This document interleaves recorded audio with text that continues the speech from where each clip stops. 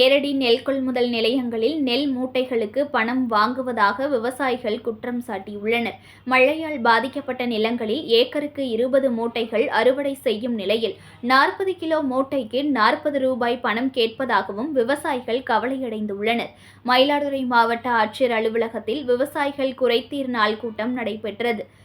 மாவட்ட ஆட்சியர் ஏ.பி. மகாபாரதி தலைமையில் நடைபெற்ற கூட்டத்தில் மயிலாடுதுறை தரங்கம்பாடி குத்தாலம் சீர்காழி அருகே தாலுகா பகுதியில் இருந்து வந்திருந்த விவசாயிகள் தங்கள் குறைகளை மனுக்களாக வழங்கியும் பல்வேறு கோரிக்கைகளை வலியுறுத்தியும் பேசினர். கருப்பூர் பேராவூர் அரசு நேரடி நெல் கொள்முதல் நிலையத்தில் மூட்டைக்கு 40 ரூபாய் பணம் கேட்பதாகவும் தான் கொடுக்கவில்லை என்பதால் நெல் மூட்டைகள் அப்படியே உள்ளதாகவும் விவசாயிகள் குற்றம் சாட்டினர். பருவம் தவறிய மழையில் பயிர்கள் பாதிக்கப்பட்டு ஏக்கருக்கு 20 மூட்டைகள் தான் வருவதாகவும் 40 கிலோ மூட்டை ஒன்றிற்கு எப்படி 40 ரூபாய் பணம் கொடுப்பது என்றும் கேள்வி எழுப்பினர்.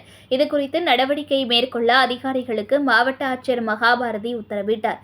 தொடர்ந்து இளம்பருதி என்ற விவசாயி கூறுகையில் அரசு நேரடி நெல் கொள்முதல் நிலையத்தில் கொள்முதல் செய்யும் இயந்திரங்கள் முறையாக வேலை செய்யவில்லை என்று குற்றம் சாட்டினார். மேலும் கொள்முதல் செய்யப்பட்ட நெல்லை கட்டிடத்தில் அடுக்கி தார்பாய் போட்டு மூடி வைக்கும் அதிகாரிகள் விவசாயிகள் விற்பனைக்காக கொண்டு வரும் நெல் மூட்டைகளுக்கு தார்பாய் வழங்கவில்லை என்றும் மழையில் பாதிக்கப்பட்ட நெல்லை அறுவடை செய்து 3-4 நாட்கள் காய வைத்து எடுத்து வந்த நெல் மூட்டைகளை கொள்முதல் செய்தால் தாங்கள் இழப்பீடு கட்ட வேண்டும் என்று கொள்முதல் செய்ய பட்டியல் எழுத்தர்கள் மறுப்பதாகவும் குற்றம் சாட்டினர்.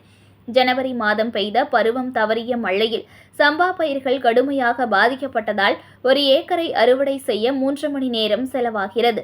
மாவட்ட ஆட்சியர் உத்தரவை கீழ்மட்ட அதிகாரிகள் செயல்படுத்தவில்லை என்றும் குற்றம் சாட்டி தனது வேதனையை பதிவிட்டார். உரிய நடவடிக்கை எடுக்கப்படும் என்றும் மாவட்ட ஆட்சியர் தெரிவித்தார்.